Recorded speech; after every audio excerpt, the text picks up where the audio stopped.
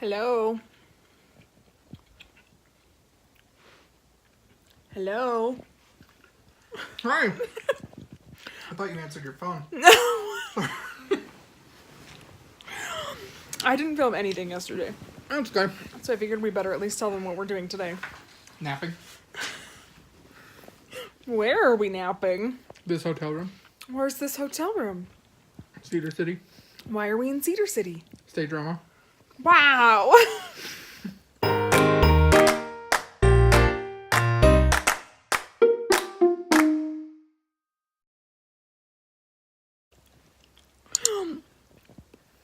Here we are, state drama.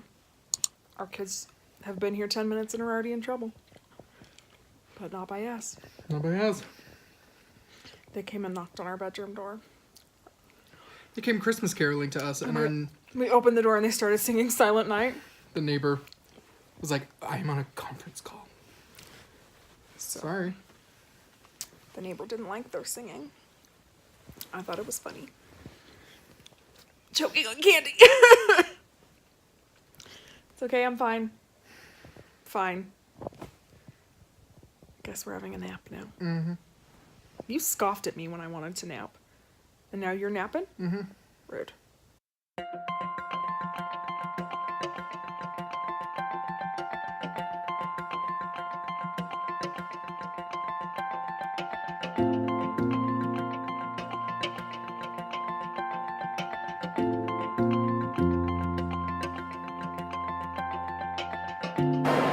No one's gonna hear you. It's so loud in here. We hope you have an excellent competition. A magical one. Oh, it's a unicorn! We got you unicorn ones.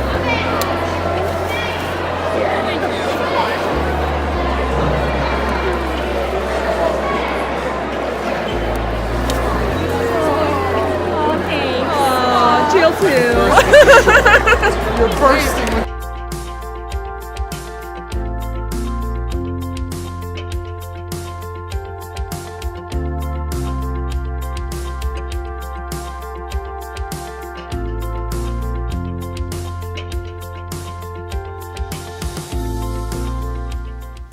I left a large envelope around here last week. It was one of the chapters in my book on Thorough. Have you seen it anywhere? Well, if you left it here, it must be here somewhere.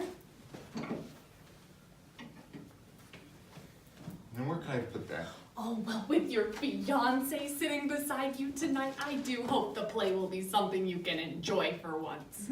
Oh, it may be something romantic. What's the name of it? Murder Will Out. Oh, dear. When the curtain opens, the first thing you'll see will be a dead body.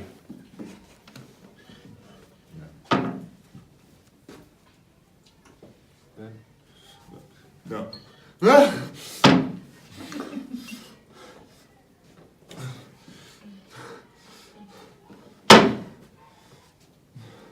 Aunt Abby?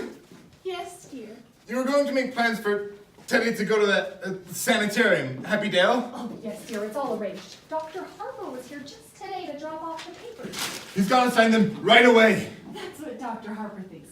Then there won't be any legal difficulties after we pass on. He's gonna sign them right now. He's in the cellar. Go get him up here right away. There's no such hurry as that, dear. No, when Teddy starts working on the canal, you can't get his mind on anything else.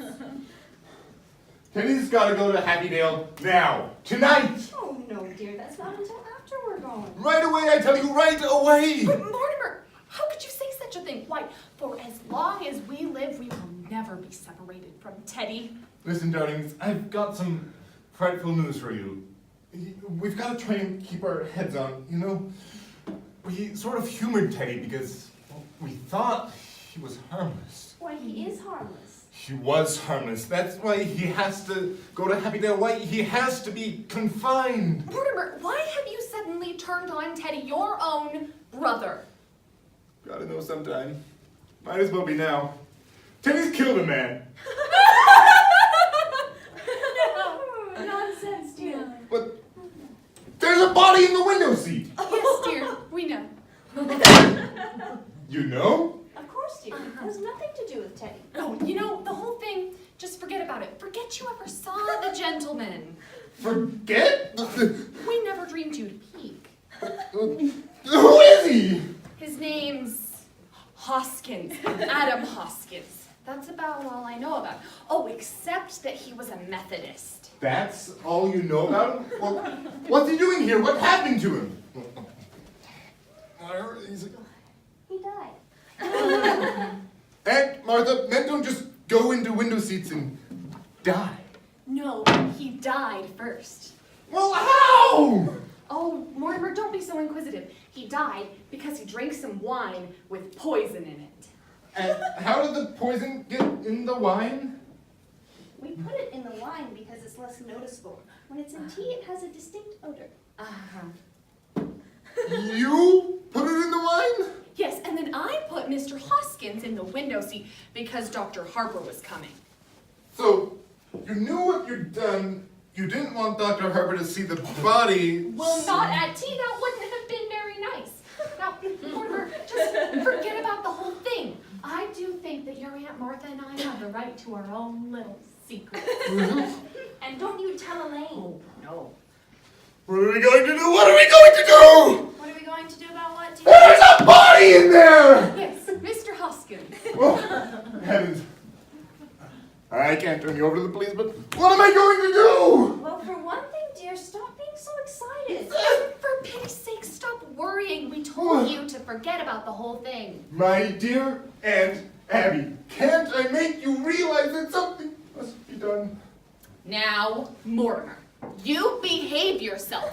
You're too old to be flying off the handle like this. But, Mr. Hoskins, dear. Well, you can't just leave him there! We don't intend to, dear. No, Teddy's down in the cellar now digging the lock. You mean you're going to bury Mr. Hotchkiss in the cellar? Of course, dear. That's what we did with the others. No, you can't bury Mr. Others?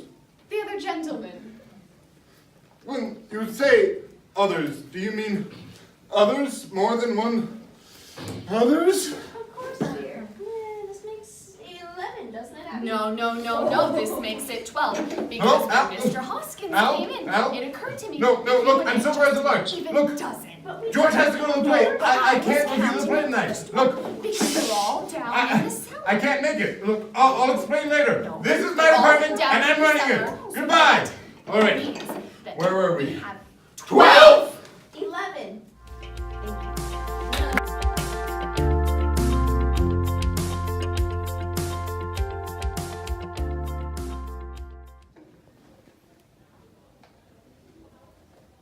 Pray let me introduce myself to you. My name is Cecily Cardew. Cecily Cardew, it's a very sweet name. I like you already more than I can say. My first impressions of people are never wrong. How very nice of you to like me so much, after we have known each other such a comparatively short time. Pray sit down. I may call you Cecily, may I not? With pleasure. And you will always call me Gwendolyn, won't you? As you wish. And that is all quite settled. Perhaps this might be a favorable opportunity for my mentioning who I am. My father is Lord Bracknell. But you've never heard of Papa, I suppose? I don't think so. Outside the family circle, Papa, I'm glad to say, is entirely unknown. I think that is quite as it should be. Cecily, while my views on education are remarkably strict, it's brought me up to be extremely short-sighted. It is part of our system. So do you mind if I look at you through my glasses? Oh, not at all, Gwendolyn. I'm very fond of being looked at.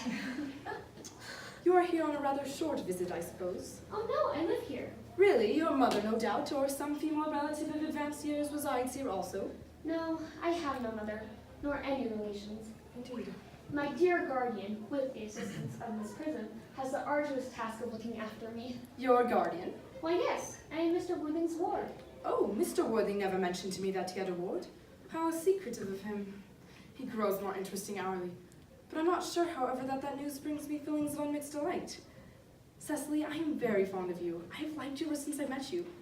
But now that I know you're Mr. Worthing's ward, I am bound to state that I wish you were just a little older than you seem to be and not quite so very alluring in appearance. In fact, if I may speak candidly... Pray do. I think that whenever one has anything unpleasant to say, one should be quite candid. Well, to speak with perfect candor, Cecily, I wish you were fully 42 and more than usually plain for your age.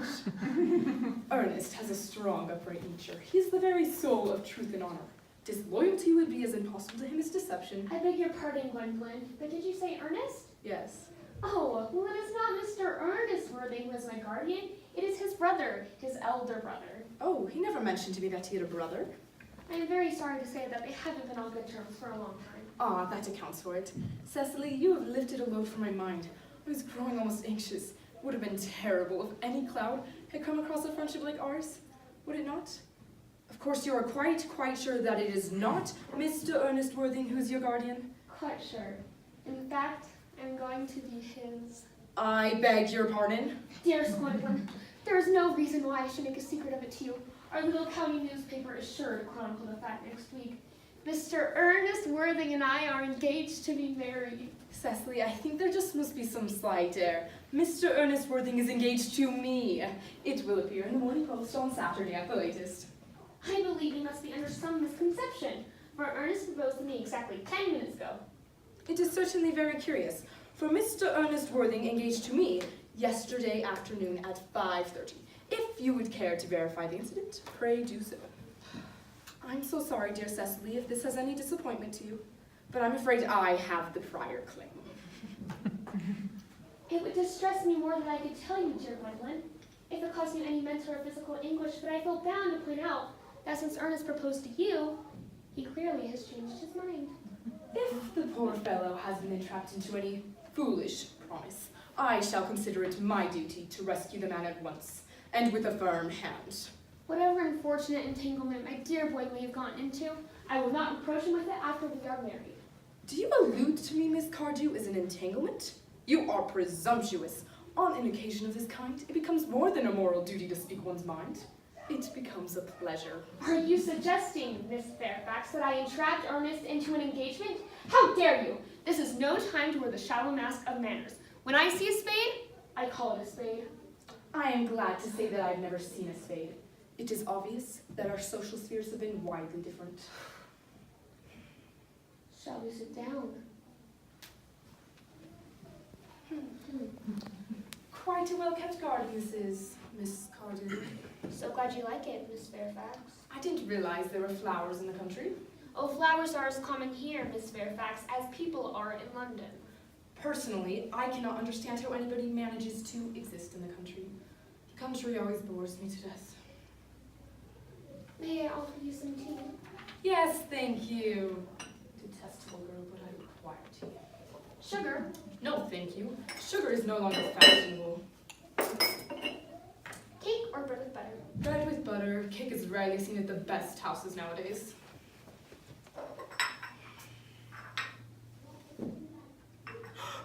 You have filled my tea with lumps of sugar, and though I asked most specifically for bread with butter, you have given me cake.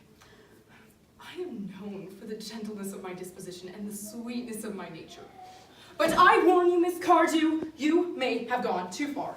To save my poor, innocent, trusting boy from the machinations of any other girl, there are no lengths to which I will not go! From the moment I saw you, I distrusted you. I thought you were false and deceitful. My first impressions of people are invariably right. It seems to me, Miss Fairfax, that I'm trespassing on your valuable time. No doubt there are many other calls of a similar character to be made in the neighborhood. Ernest! Ernest! Thank you.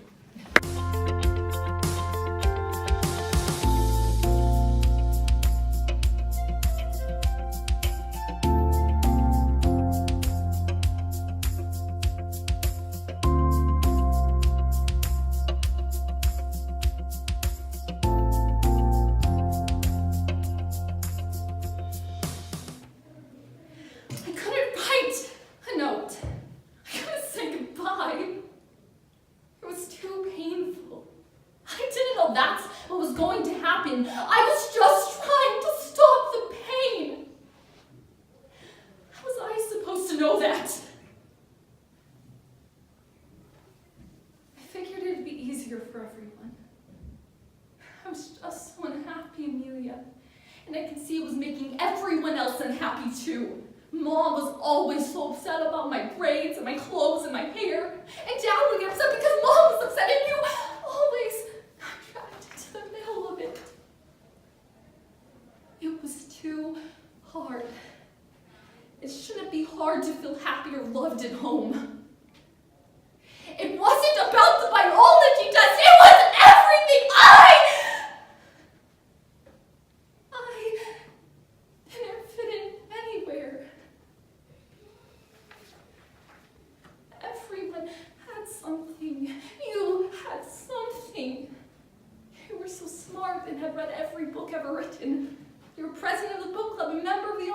society. And all the other girls had things too. Choir, drama, debate, but I never did. I didn't fit in anywhere. It hurt.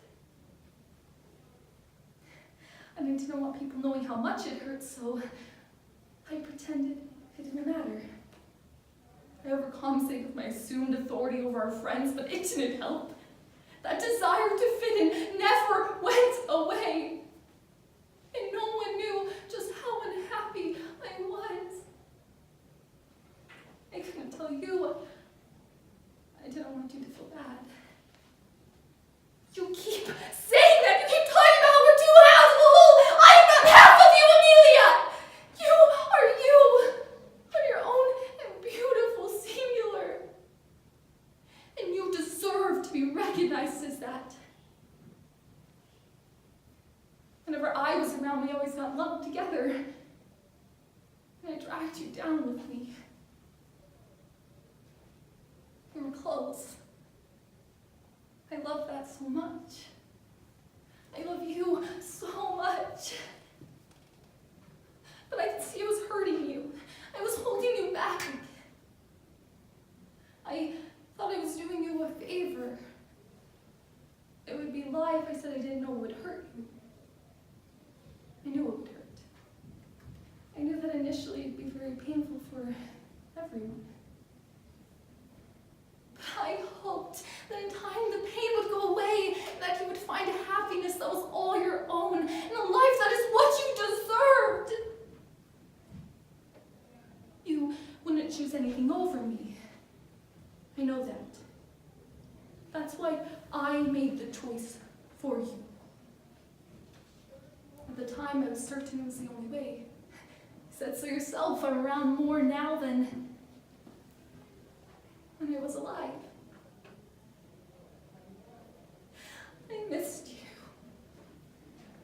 As soon as I was gone, I suddenly felt even more alone than I did before. Sometimes I think I made a mistake. But it's too late now. There's no point in trying to change it. You have to look towards the future. You have to let go and live your life. Consider this my suicide letter. Know that I loved you. And all I ever wanted was for you to be happy.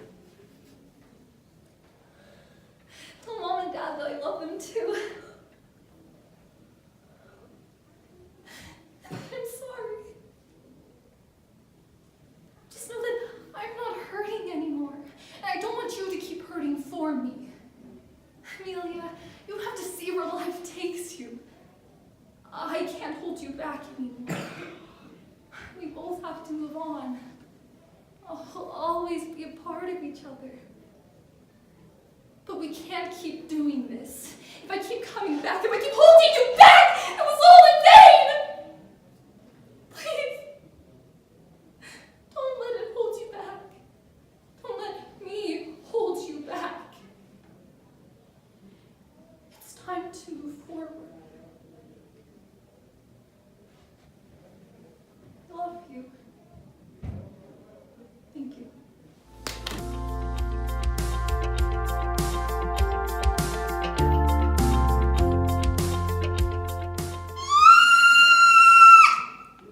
I'll be out in a minute. No, in a minute. Fine.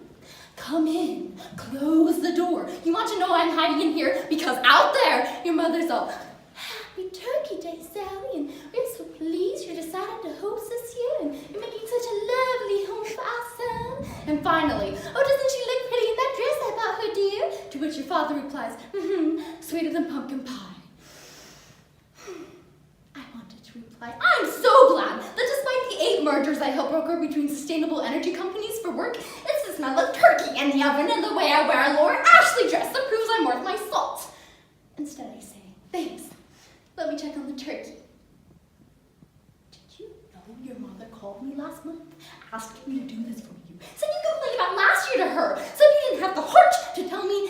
Hopeforky with my girlfriends while watching back-to-back screenings of Dances with Wolves and Last of the Mohicans wasn't really your thing. I thought you liked my anti-establishment Thanksgiving thing as much as I did. I thought you agreed that the genocide and subjugation of an indigenous people by a strong invading culture was not cause for annual celebration.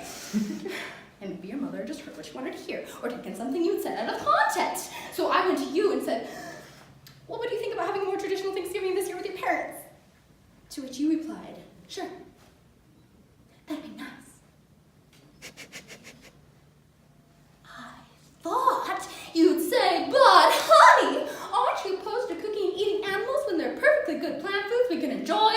But no, you were strangely uninquisitive, just sure. That'd be nice. Like my sudden transformation from animal rights advocate into Stepford white turkey killer was perfectly normal. And maybe I should have just freaked out at that point and let you know how upset I was. I don't know, I was in shock. So I just said, well, but maybe not. We don't want to be like the rest of America, contributing to the November turkey genocide. I choked. You couldn't live with the guilt. You said, well, it's only 1 month out of the year, and besides, the president pardons a turkey to make up for it. I decided to learn about this pardon turkey's happy retirement to soothe myself.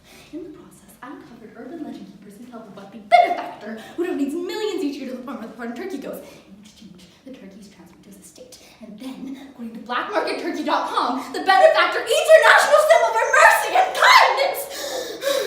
So, most likely, the story of the pardon turkey is a fairy tale we've been selling the masses to alleviate their collective guilt, when in actuality, some rich son of a gun is stealing the turkey's retirement every year!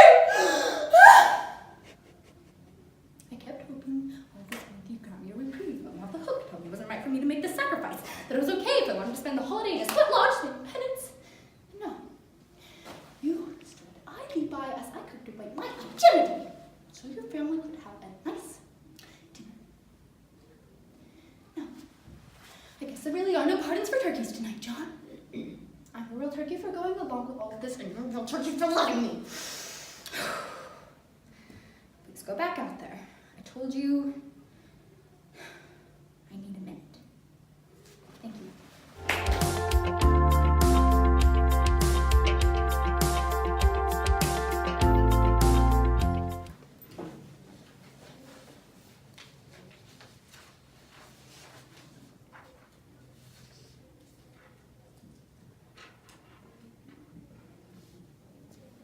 I torture myself. And I don't know how to stop it. I try so hard to keep positive, and for the most part, I do. I am. But keeping myself that way is the hardest thing in the world. It creeps up on me from the shadows of my mind. I hate to sound like some cheesy novel, but it's true. Whatever I have going on deep inside myself, I do my best to ignore it. And most days, everything's good, everything's fine. But then it hits, like this negative rush of energy, like a wave of depression. I get so down about the direction of my life. Am I doing the right things? Am I being who I'm meant to be? I get so low about the choices I've already made. And sometimes, days later, I go back on a choice that I've already made about the same damn thing. Back and forth, like a circle of confusion. I feel like I'm going crazy. It's like a disease in my brain. I get stuck inside myself in this really lonely place. And then I get this strength and pull myself into a new light. And everything's good again. Everything's fine. But I know it's only a matter of time before I go back. And it scares me. I don't want to be that way. I want to be happy. I want to know that I'm living my life with a purpose. Because when I get old, I don't want to look back on my life with all these regrets. Because I don't think I'd be able to live with myself.